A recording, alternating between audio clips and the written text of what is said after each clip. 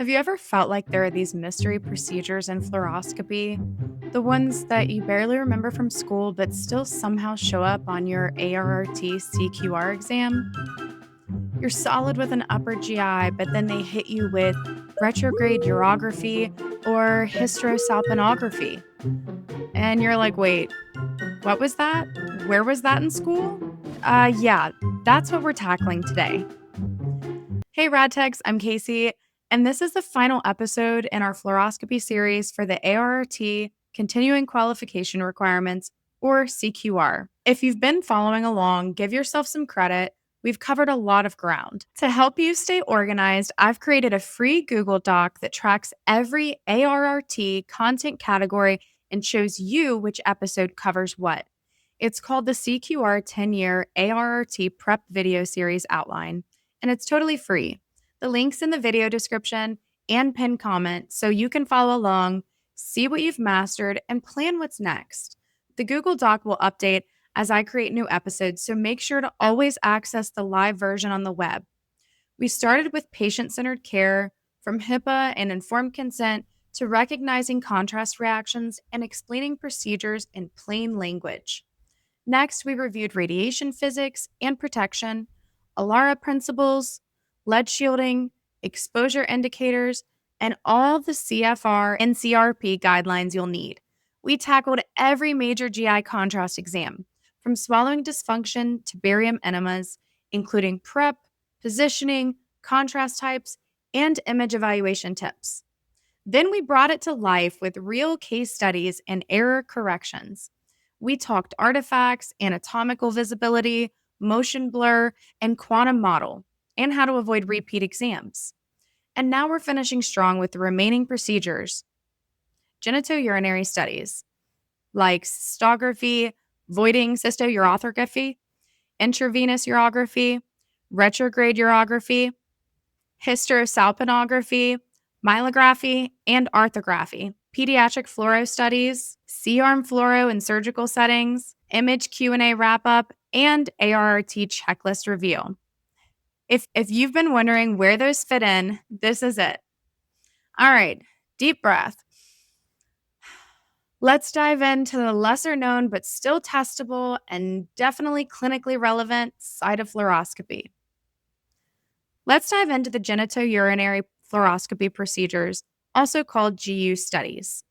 These exams focus on the kidneys, ureters, bladder, urethra, and in some cases, the uterus and fallopian tubes. These aren't always part of our everyday imaging routines, especially in general X-ray departments. But they're incredibly important to understand, not just for the ARRT Continuing Qualification Requirements, or CQR, but for clinical versatility as well.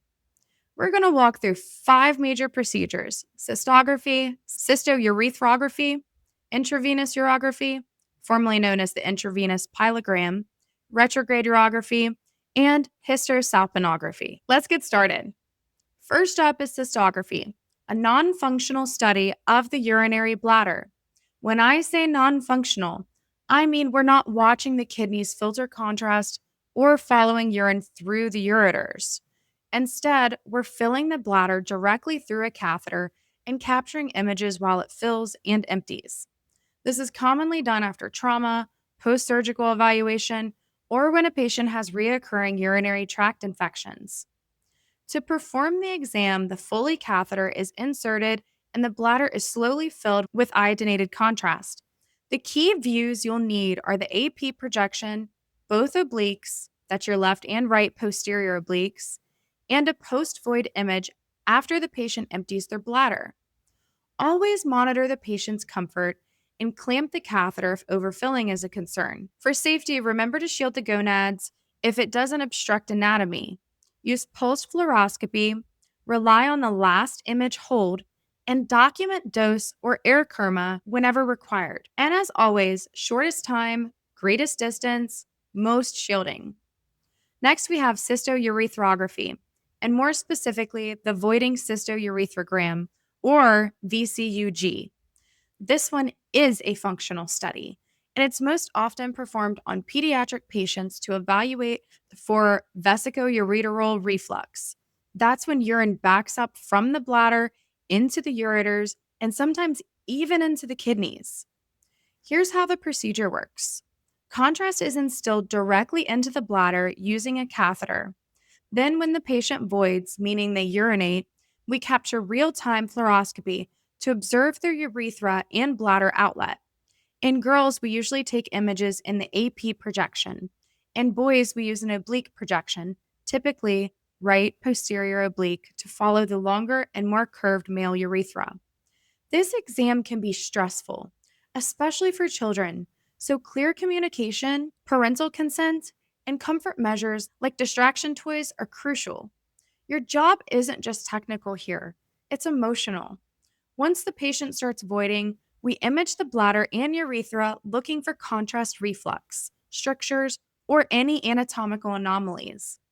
Now let's move to intravenous urography, also called IVU, and previously known as IVP or intravenous pyelogram. If you hear either term on the ARRT exam, know they're talking about the same study. This is a functional study, meaning we're injecting contrast into the bloodstream and watching it filter through the kidneys, down the ureters, and into the bladder. Here's what to expect. First, we take a scout image, usually a KUB, that's a kidney ureter bladder. Then contrast is injected intravenously. Timed images are captured at intervals, typically 1, 5, 10, and 15 minutes, to track contrast movement. At 1 minute, you'll see the nephrogram phase, that's the contrast highlighting the renal cortex. By 5 minutes, you're seeing the collecting system, calyces, and renal pelvis. And by 10 to 15 minutes, the ureters and bladder should be well opacified. After the patient voids, we take a final post-void image to evaluate bladder emptying. Prep matters here. Patients are usually NPO for 8 hours, and a bowel prep may be ordered the night before. You must check kidney function, especially blood urea nitrogen, BUN, or BUN, and creatinine levels before giving contrast.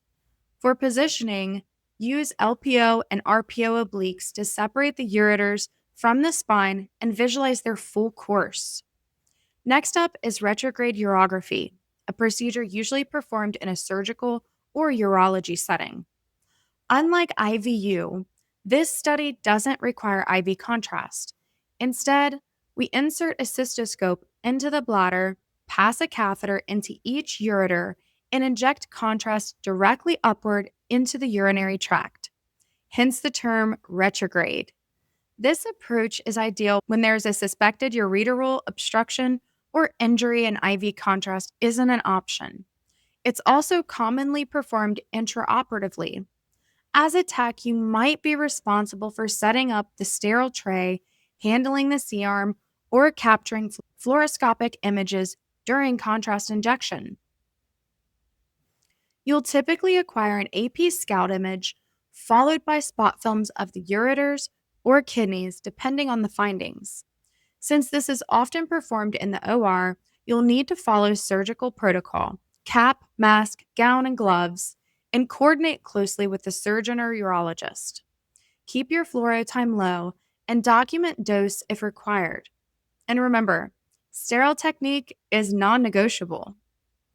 Last in our genitourinary section is hysterosalpingography, or HSG, a fluoroscopic study of the uterus and fallopian tubes. This exam is most commonly used in fertility evaluations, especially to assess for tubal blockage or uterine scarring. It's typically scheduled 7 to 10 days after the start of a menstruation to avoid interfering with a potential early pregnancy. The procedure begins with the patient in lithotomy position. A speculum is inserted, the cervix is cleaned, and a catheter is gently placed into the cervical canal. Iodinated contrast is then injected into the uterus. As the contrast flows through the uterine cavity and into the fallopian tubes, real-time fluoroscopy captures the flow. What you're looking for is spillage of contrast into the peritoneal cavity. That indicates the tubes are open. If there's no spill, or if the tubes appear dilated, that might suggest a blockage or hydrosalpinx. Be sure to educate your patient. Cramping is common during injection, and light spotting may occur afterward. It's quick but intense. and your calm presence matters. All right, let's summarize what we just covered.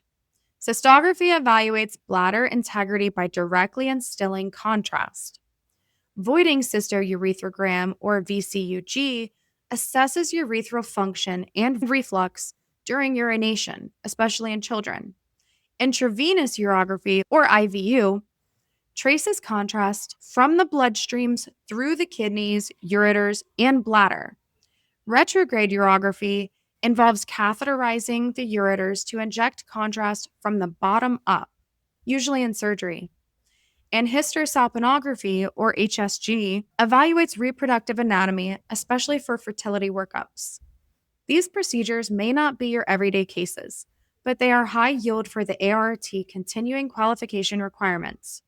Know the prep, contrast types, views, patient care points, and how to keep your exposure low. Now that we've covered the core genitourinary procedures, let's shift gears into what I call the specialty zone of fluoroscopy. These are procedures you may encounter less often or only in specific departments, but they're 100% fair game for the ARRT exam and your CQR self-assessment. We're talking about spine imaging with myelography, joint evaluations with arthrography, surgical C-arm work in the OR, and finally, a critical area that doesn't get enough love, pediatric fluoro.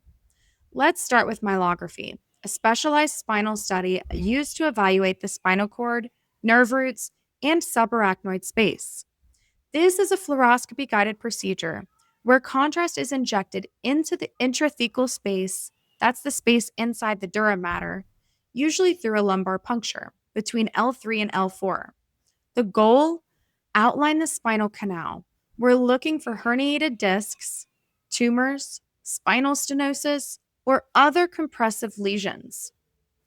After contrast injection, the patient is gently tilted, head down or head up, to move the contrast up or down the spinal canal, depending on the area of interest. Fluoro images are taken in AP, lateral, and oblique views, sometimes with the patient in a decubitus or cross-table position. After the procedure, the patient is usually sent for CT scan to better visualize the contrast distribution. Post-care tip: the patient's head should be elevated to about 30 degrees to prevent contrast from moving into the brain, which can cause a wicked headache or worse.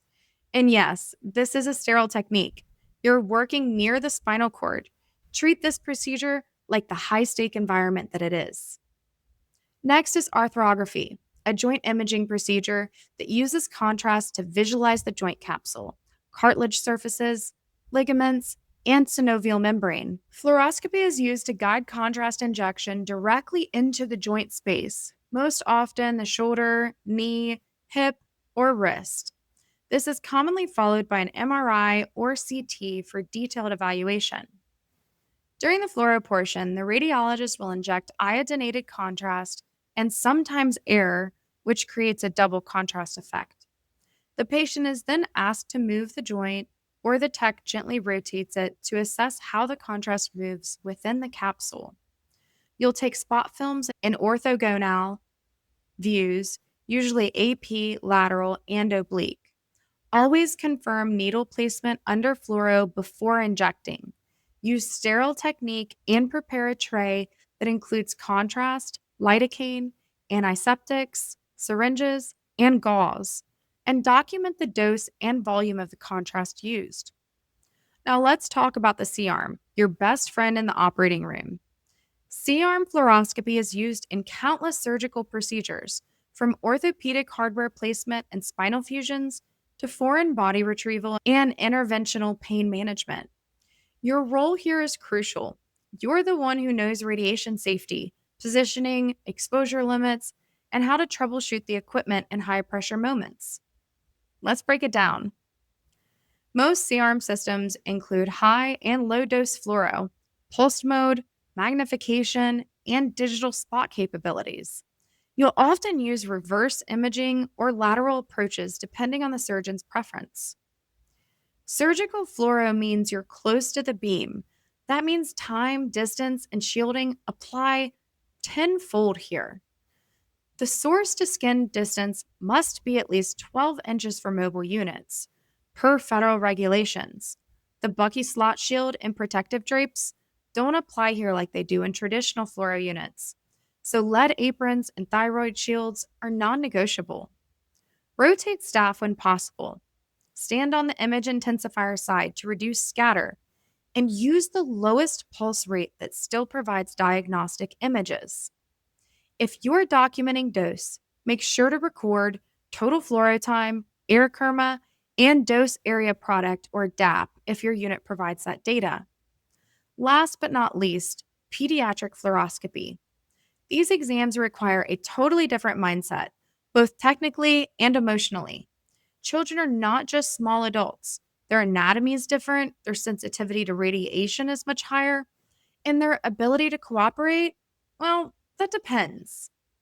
Some common pediatric exams include VCUG, the voiding cystourethograms, upper GI series for reflux or pyloric stenosis, barium enemas for intussusception reduction.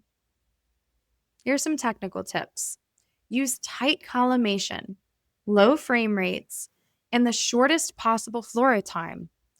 Rely on last image hold, shield the gonads unless it interferes with diagnosis. Use immobilization tools like Pigastat or sandbags only with caregiver consent, and never leave the child unattended. Explain the exam both to the child and to the caregiver using simple language. Use distraction techniques. Let the child hold a comfort item, and always let the parent stay nearby if possible. Your tone, patience, and body language can make or break the entire exam. Let's recap the specialty fluoroscopy procedures we just covered. Myelography uses intrathecal contrast to evaluate the spinal canal and nerve roots, often followed by CT. Arthrography is used to visualize joints under fluoro, usually paired with MRI or CT. Surgical fluoro by the C-arm involves real-time imaging during procedures where your knowledge of radiation safety and anatomy positioning truly shines. Pediatric fluoro emphasizes low-dose techniques, child-specific communication, and careful handling. Each of these procedures tests your technical skill, your understanding of anatomy, and your ability to adapt whether you're in a hospital, a surgery center, or a pediatric specialty clinic. All right, before we tie a bow in this series, let's check your fluoro fluency with a quick pop quiz. Grab a notepad or shout your answers at the screen like I do. Question 1. What type of contrast is used in a myelogram? A. Barium sulfate. B. Ionic iodinated contrast. C. Water-soluble non-ionic iodinated contrast. Or D. Air. The correct answer is C. Water-soluble non-ionic iodinated contrast. It's safe for intrathecal use and mixes well with cerebrospinal fluid. Barium? Never. Air? Only used in old school pneumomyelograms. Not anymore. Question 2. Which fluoroscopy procedure evaluates the urethra during voiding? A. Voiding Cystourethrogram, VCUG, Cystography, Retrograde Urography, or Intravenous Urography, IVU. A VCUG shows real-time function of the urethra as the patient urinates. Cystography just fills the bladder. Retrograde urography evaluates the urethra, but not during active voiding. Question 3. Which spinal level is typically used for a lumbar puncture in a myelogram? A. T12 through L1, B. L1 through L2, C. L3 through L4, or D. S1 through S2. The correct answer is C. The safest access point for lumbar puncture is C, L3 to L4, just below the conus medullaris. You don't want to poke the cord itself. That would be bad. Question 4. What is the best way to minimize radiation dose during pediatric fluoroscopy? A. Remove all shielding. B. Use pulsed mode and tight collimation. Increase frame rate to improve image detail. Or D. Avoid last image hold. Pulsed mode reduces the number of exposures per second, and collimation shrinks the field size to minimize scatter and unnecessary dose. Shield, pulse, collimate, hold, boom. Question 5. Which exam involves direct catheterization of the ureters with contrast injection?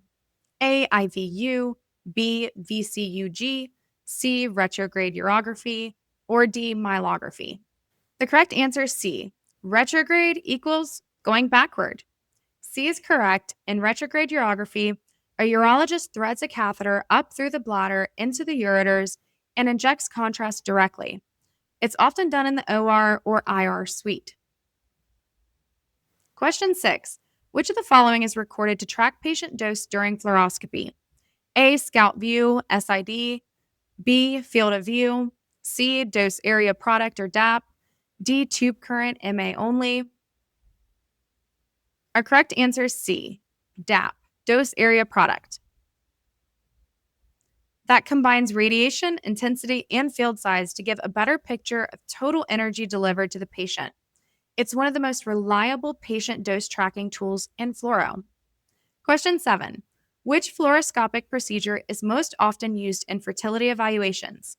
A. VCUG, B. Arthrography, C. Myelography, D. Hysterosalpingography.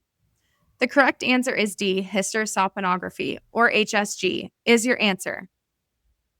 It evaluates the uterus and fallopian tubes to check for blockages, scarring, or abnormalities.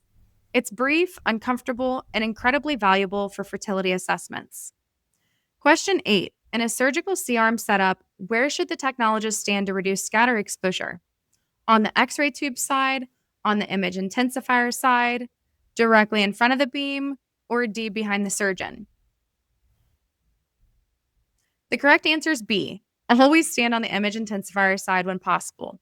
Scatter's low there. Standing on the X-ray tube side exposes you to more back scatter. It's one of those practical safety habits that adds up over time. Question 9. What's the primary reason for elevating a patient's head after a myelogram? A. Reduce nausea. B. Prevent contrast from entering the brain. C. Improve spinal contrast flow. Or D. Minimize back pain. The correct answer is B. We elevate the head to prevent contrast from flowing cranially into the brain, where it can irritate the meninges and cause a serious post-myelogram headache or even seizures. Keep that head elevated at least 30 degrees. All right, final question. Which projection best demonstrates reflux during avoiding cystourethrogram in a pediatric patient? A. Upright lateral, B. LPO, C. AP, or D. decubitus? The correct answer is C. AP projection is typically used for VCUGs in children, especially females. It gives a straight-on view of the bladder and ureters during voiding. For males, we would go oblique, usually RPO, to follow the curved urethra. And that's a wrap. You've just completed the Fluoroscopy Essentials series here on Analyze with Casey. We've covered everything from how the fluoro unit works to contrast studies, radiation safety, surgical imaging, and those tricky procedures that barely got airtime in school, like myelography, hysterosalpingography, and pediatric VCUGs. More importantly, we tied it all back to the ARRT's Continuing Qualification Requirements, or CQR. So whether you're preparing for the structured self-assessment or just brushing up on clinical skills, you know exactly what matters. You've put in the time, you've done the hard part, and I hope you leave this episode feeling like you understand fluoroscopy, not just for the test, but for real-life patient care. If you haven't already, check out the CQR 10-year ARRT prep video series outline. It's a free Google Doc that shows exactly which episodes cover which ARRT category. The link's in the video description and the pinned comment. From here, we're heading into the head, spine, trauma, and extremity imaging, everything else that shows up under the ARRT procedures category. So if you're still working through your checklist, you're in the right place. If this helped you, I'd love it if you'd subscribe, leave a comment, or share it with a fellow tech. This series was built to give back, but we grow when you spread the word. And if there's a topic you want covered, drop it in the comments. This is a community, and your voice shapes what comes next. Thanks for showing up. Thanks for caring about your craft. Whether you're working nights, studying after shifts, or trying to re-enter the field, you're doing something that matters for your patients and for yourself. You've got this. Keep showing up, keep learning, and remember, every image you take is a story you help tell. Let's tell it clearly.